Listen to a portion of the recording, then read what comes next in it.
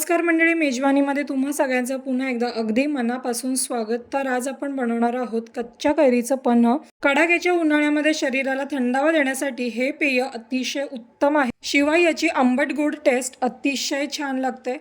तर चला मग सुरुवात करूया। त्यासाठी एका कुकरच्या भांड्यामध्ये मी 1 ग्लास पाणी घेतलेलं आहे। पाणी खूप जास्त घ्यायचं नाहीये कारण आपण हे पाणी पुन्हा वापरणार नाही आहोत। तर इथे मी कच्च्या 2 कैऱ्या घेतलेल्या आहेत। या कैरीचा जो वरचा भाग आहे तो आपण कापून घेणार आहोत। तर या कैऱ्या आपण व्यवस्थित शिजवून घ्यायच्या आहेत। तर तुम्ही स्टीमर असेल तर स्टीम सुद्धा करू शकतात किंवा कुकरच्या भांड्यामध्ये खाली पाणी घालून एखाद्या भांड्यात कैऱ्या ठेवून त्या शिजवून घ्यायच्या आहेत। तर इथे मी 7 ते 8 चिट्ट्या काढलेल्या आहेत। तुम्ही बघू शकता छान मऊ कैऱ्या अशा शिजलेल्या आहेत। तर कैरी आहे ती व्यवस्थित शिजलेली हवी। जितकी कैरी तुम्ही शिजवाल तितकी तुमच्या शरीराला ती थंडावा देणारी असेल। तर तुम्ही बघू शकतात कैऱ्या छान शिजलेल्या आहेत। या आपण थोड्याशा थंड करून घ्यायच्या आहेत। याची वरची साल तुम्ही बघू शकता इझिली निघते आणि जेव्हा शिजवून घेतली तेव्हा सुद्धा याच्या साली ज्या आहेत त्या वरती आल्या होत्या। तर आता या सगळ्या साली आपण काढून घेऊयात। आंबा थोडासा अजूनही गरम आहे।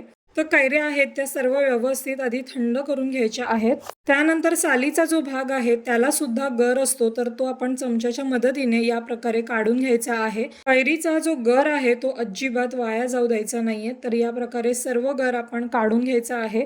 त्यानंतर आपण या कोय आहेत त्याचा सुद्धा गर काढून घेणार आहोत। तर तुम्ही बघू शकतात कैरी छान मऊ शिजली आहे। तर तुम्ही या प्रकारे सुद्धा काढू शकतात किंवा मग सर्व आंब्याचा गर काढून मिक्सरच्या भांड्यात फिरवून सुद्धा घेऊ शकता। तर इथे मी एका वाटीमध्ये गर काढून घेतलेला आहे। याच मापाने आपल्याला गूळ घ्यायचा आहे म्हणून मी तुम्हाला वाटीत काढून दाखवला होता की गर किती आहे। तर आता तो गर आपण एका प्लेटमध्ये काढून घेऊयात। त्यानंतर जितका आंब्याचा गर आहे तेवढाच आपण गूळ घ्यायचा आहे। गूळ इथे मी छान असा बारीक करून घेतलेला आहे। त्यामध्ये चवीनुसार मीठ घालायचं आहे। इथे थोडीशी मी काळी मिरी पावडर घालते। अर्धा ते 1 चमचा इथे आपण जिरेपूड घालायची आहे।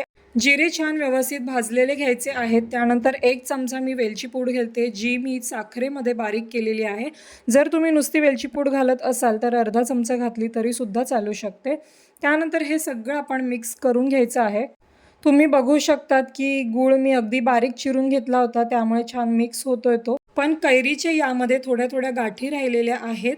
तर चमच्याने बारीक होत असेल तर या बारीक करून घ्यायच्यात किंवा तुम्ही एकदा हे सर्व मिक्सरमध्ये सुद्धा फिरवून घेऊ शकता। तर गूळ छान मिक्स झाल्यानंतर आपण आता तो गाळून घेणार आहोत कारण यामध्ये थोड्याशा कोयच्या किंवा गुळाच्या ज्या गाठी असतील त्या निघून जातील। तर त्यासाठी इथे मी एक गाळण घेतलेली आहे आणि त्यामध्ये छान असं हे सर्व गाळून घेणार आहे।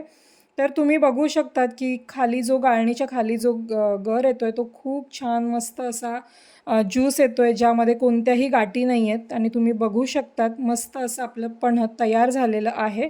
तर हे तुम्ही काचेच्या बरणीमध्ये भरून ठेवू शकता। त्यानंतर आपण आता सर्व करूयात। त्यासाठी ग्लासमध्ये मी बर्फ घेतलेला आहे। थोडीशी पुदिन्याची पानं मी कापून घेतलेली आहेत। यामध्ये आपण 2-2 चमचे पन्ह घालायचा आहे।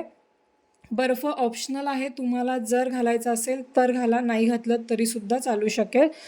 तर जे पन्हा आहे त्याचं प्रमाण तुम्ही तुमच्या आवडीनुसार कमी जास्त करू शकता। 2 किंवा 3 चमचे तुम्ही यामध्ये घालू शकता। त्यानंतर मस्त असं फ्रीजमधलं थंडगार पाणी यामध्ये घालायचं आहे आणि हे सगळं मिक्स करून घ्यायचं आहे। तर तयार झालं आहे आपलं मस्त थंडगार असं कैरीचं पन्ह।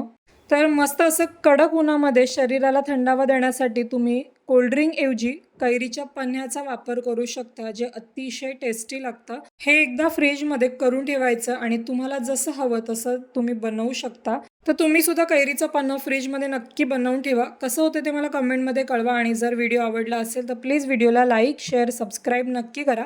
भेटूयात पुढच्या व्हिडिओमध्ये, तोपर्यंत धन्यवाद।